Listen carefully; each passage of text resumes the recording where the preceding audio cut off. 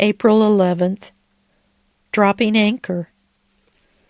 The old anchor stood stalwartly on guard at the entrance to the bay, an ancient reminder of mariners sailing in and out to sea. This beast of an anchor was painted white, I presume to inhibit rust, and propped in an upright position of honor, the full weight of its authority against the tides and currents on display. It is difficult to imagine this mammoth chunk of iron being hoisted and lowered by anything short of a miracle in a frothing ocean. The decision to drop anchor was the captain's decision, which was relayed to the ship's crew, who executed the order. The anchor would then sink to the full extension of its chain, digging into the water's bottom. Holding down the end of the chain, it essentially tethered the ship. Without an anchor, the ship would continually drift, carried by the currents into hazardous rocks and reefs.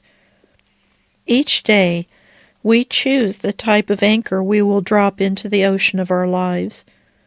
There is a choice to be made about the type of anchor we decide to use.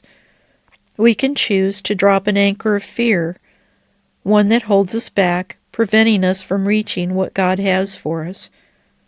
That anchor keeps us from making headway in our journey with God, paralyzing us in the water. Or we can choose an anchor of trust, one which plants us firmly into the ocean bed of faith in God, an anchor which protects us from destruction in the storms.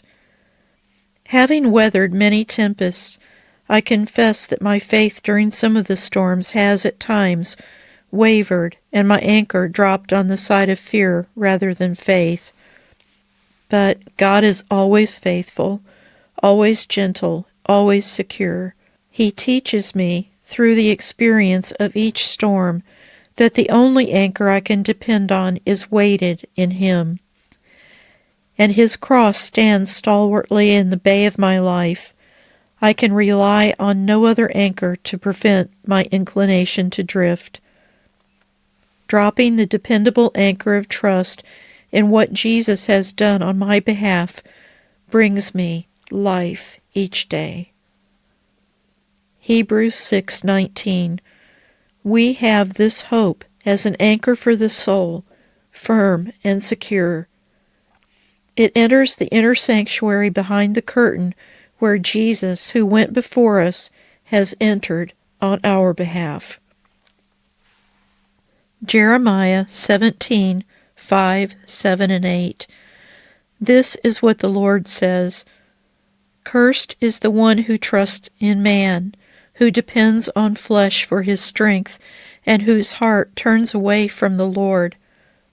But blessed is the man who trusts in the Lord, whose confidence is in Him. He will be like a tree planted by the water that sends out its roots by the stream.